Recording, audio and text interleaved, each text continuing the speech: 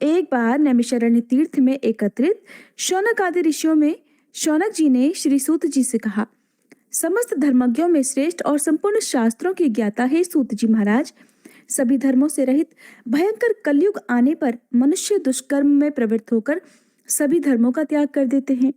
उनकी आयु बहुत कम होती है। उनकी प्राण शक्ति, बल, पराक्रम, तपस्या और कर्मानुष्ठान सब कुछ क्षीण हो जाते हैं। वे सब अधर्म परायण और वेद शास्त्र से दूर हो जाते हैं।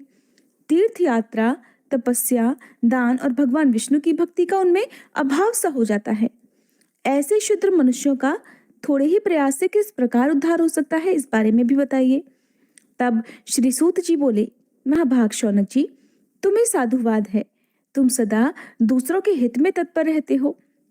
भगवान विष्णु की भक्ति में आसक्त होने के कारण तुम्हारे मन का मल धुल गया है। संसार में साधु पुरुषों का संग बड़ा दुर्लभ है। वह देहाभिमानी अजितात्मा पुरुषों की संचित पाप राशि को हर लेता है और अधिक पुण्य के कारण उन्हें उत्तम गति भी प्रदान करता है। तीनों लोकों के मनुष्यों के लिए सत्संग सबसे दुर्लभ है। वह कर्मपाश से पीड़ित मनुष्यों की आंतरिक बंधन आदि को दूर करता है। बहुत कम बोलने वाले और एकमात्र भगवान का भजन करने वाले लोगों को उच्च पद प्रदान करता है और जन्म मृत्यु के चक्र से थके हुए मनुष्यों को चिर विश्राम की प्राप्ति कराने का कारण होता है। हे शौनक जी, यही प्रश्न पूर्व काल में परम सुंदर कैलाश पर्वत के शिखर पर श्रोता ऋषियों के सामने सत्पुरुषों का कल्याण करने के लिए स्वामी कार्तिकेय जी ने भगवान शंकर से पूछा था। तब श्री महादेव जी ने कहा था कि हे षडानन, परमार्थ के पथ पर चलने वाले पुरुषों को बैकुंठ धाम का निवास प्रदान करने वाले बहुत से तीर्थ और क्षेत्र हैं। कोई कामना के अनुसार फल देने वाले हैं तो कोई मोक्ष प्रदान करने वाले हैं। गंगा, गोदावरी, नर्मदा, ताप्ती, यमुना, क्षिप्रा, पुण्यमयी गौतमी, कौशिकी, चंद्रभागा, सरयू, शतद्रु, पयस्विनी, गंडकी, सिंधु और सरस्वती, ये सब पवित्र नदियां हैं और बार बार सेवन करने पर भोग और मोक्ष प्रदान करने वाली हैं।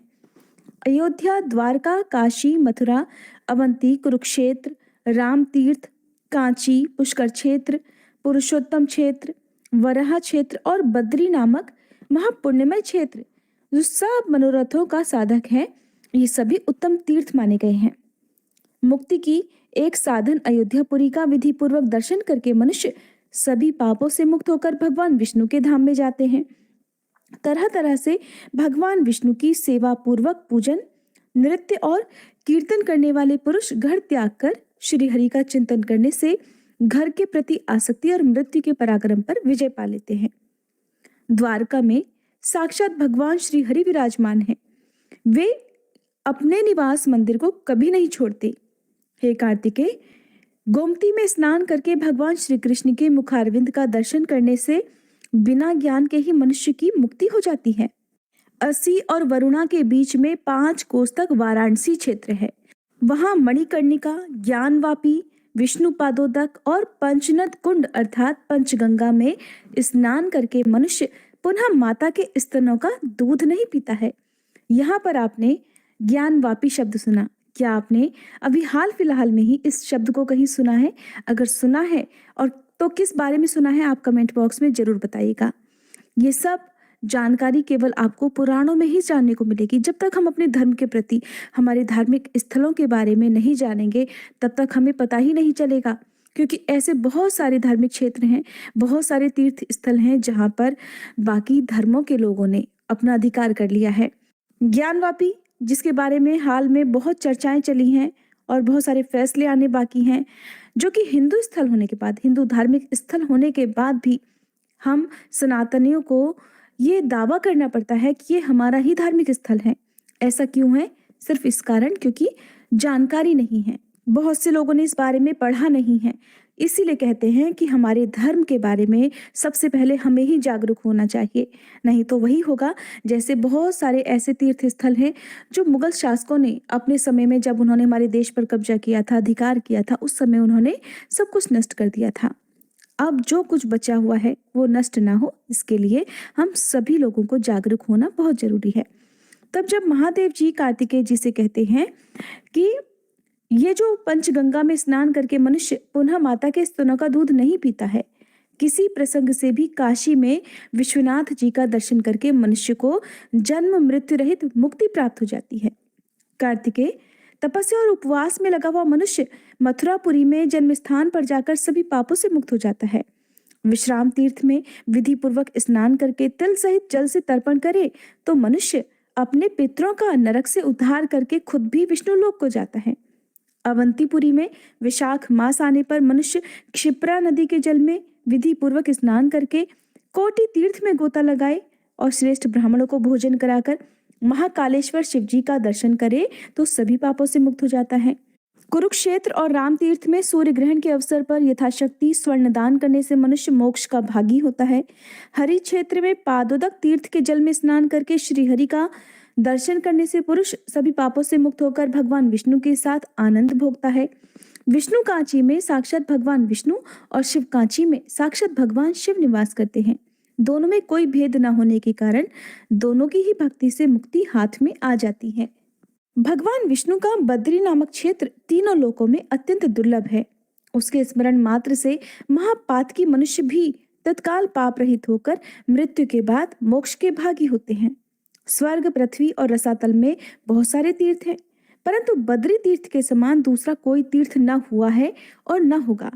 कार्तिकेय, तप, योग और समाधि से तथा संपूर्ण तीर्थों में स्नान करने से जो फल मिलता है वह बद्री क्षेत्र के भलीभांति दर्शन करने मात्र से ही मिल जाता है। तब स्कंद भगवान ने पूछा कि हे प्रभु, ये क्षेत्र कैसे उत्पन्न हुआ? किन लोगों ने इसका सेवन अर्थात दर्शन किया है और इस क्षेत्र के अधिपति कौन है? ये सब बातें भी मुझे विस्तार पूर्वक बताइए। तब भगवान शिव इस प्रकार कहने लगे कि कार्तिकेय, ये बद्री क्षेत्र अनादि सिद्ध है। जैसे वेद भगवान के शरीर है उसी प्रकार ये भी है और इस क्षेत्र के अधिपति साक्षात भगवान नारायण है। नारद आदि महर्षियों ने इस तीर्थ का दर्शन किया है, सेवन किया है। काशी में श्री पर्वत के शिखर पर और कैलाश में पार्वती सहित मेरी जैसी प्रीति है उससे अनंत गुनी अधिक बद्री क्षेत्र में है। अन्य तीर्थों में अपने धर्म का विधि पूर्वक पालन करते हुए मनुष्य यदि मृत्यु को प्राप्त होता है तो उसे मुक्ति मिल जाती है, लेकिन बद्री क्षेत्र के दर्शन मात्र से ही मुक्ति मनुष्य के हाथ में आ जाती है। जहाँ भगवान नारायण के चरणों का सानिध्य है, जहाँ साक्षात अग्निदेव का निवास है और केदार रूप से मेरा लिंग प्रतिष्ठित है, वह सब बद्री क्षेत्र के अंतर्गत है। केदार के दर्शन, स्पर्श और भक्ति भाव से पूजन करने पर कोटि कोटि जन्मों का पाप तुरंत ही भस्म हो जाता है। उस क्षेत्र में विशेषतः मैं अपनी सभी कलाओं से स्थित रहता हूँ। पूर्व काल में नैष्ठिक ब्रह्मचर्य का पालन करने वाले ऋषियों का समुदाय प्रयाग में एकत्र हुआ था, जहाँ भगवती गंगा यमुना के साथ मिली है और जहाँ त्रिभुवन विख्यात दशाश्वमेध नामक तीर्थ है। वहीं पर भगवान अग्निदेव ने ऋषियों के आगे उपस्थित होकर बड़े विनीत भाव से पूछा कि आप लोगों की एक दृष्टि और एक ज्ञान है। आप सभी ब्रह्मवेत्ताओं में श्रेष्ठ, दीनों के लिए करुणा से भरे हुए और आर्द्र हृदय और दयालु हैं। आप लोगों को यहाँ उपस्थित हुआ देखकर मैं पूछता हूँ कि सब प्रकार की दूषित वस्तुओं के भक्षण जनक पाप से, अर्थात जो वस्तुएं खाने योग्य नहीं है उन्हें भी खाने से जो पाप लगता है उससे मेरा अंतःकरण लिप्त हो गया है। ब्रह्मज्ञानियों, बताइए मेरा उद्धार कैसे होगा? इतने में ही सभी मुनियों में श्रेष्ठ व्यास जी गंगा में स्नान करके वहां आ पहुंचे और इस प्रकार कहने लगे कि अग्निदेव, आपके सर्वभक्षण रूप पाप की निवृत्ति के लिए एक श्रेष्ठ उपाय है। आप बद्री क्षेत्र की शरण लीजिए, जहां देवताओं के देवता साक्षात भगवान जनार्दन विद्यमान हैं, जो कि सभी के पापों का नाश करने वाले हैं। वहां गंगा जी के जल में स्नान करके भगवान की परिक्रमा और दंडवत प्रणाम करने से सभी पाप नष्ट हो जाते हैं।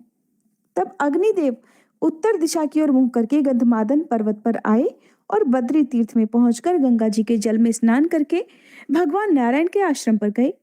वहां भगवान को प्रणाम करके उन्होंने भक्ति पूर्वक स्तुति की कि जो विशुद्ध विज्ञान घन स्वरूप पुराण पुरुष सनातन प्रजापतियों के पति, सबके गुरु, एक होते हुए भी अनेक रूपों को धारण करने वाले और संपूर्ण जगत के एकमात्र स्वामी हैं, शेष नाग की शैया पर शयन करने वाले उन शुद्ध बुद्धि नारायण को मैं नमस्कार करता हूँ, जो अपनी मायामयी शक्ति का आश्रय लेकर संसार की सृष्टि करने के उद्देश्य से रजोगुण से युक्त ब्रह्मा जी का रूप धारण करते हैं, सत्व गुण से युक्त होकर इस जगत की रक्षा में कारण बनते हैं और तमोगुण से संयुक्त होकर इस विश्व के भयंकर संहारकारी रुद्र बने हुए हैं। उन त्रिविध रूपधारी भगवान की मैं स्तुति करता हूँ। इस प्रकार स्तुति किए जाने पर सर्वंतर्यामी भगवान नारायण प्रसन्न होकर पवित्रता की इच्छा रखने वाले अग्निदेव से बड़ी मधुर वाणी में बोले, हे अनघ, तुम्हारा कल्याण हो, तुम कोई वर मांगो। मैं तुम्हें वर देने के लिए ही आया हूँ और तुम्हारी इस स्तुति और विनय से बहुत प्रसन्न हूँ।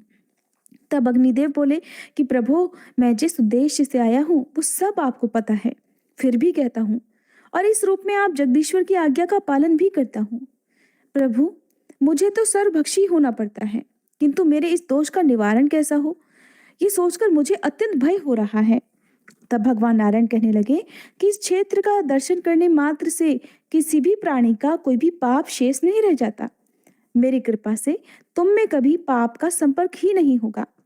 तब से लेकर सभी दोषों से रहित भूतात्मा अग्निदेव यहाँ पर अपनी कला से विराजमान है। जो प्रातःकाल उठकर पवित्र भाव से इस प्रसंग को सुनता और सुनाता है, वह निश्चय ही अग्नि तीर्थ में स्नान करने का फल प्राप्त करता है।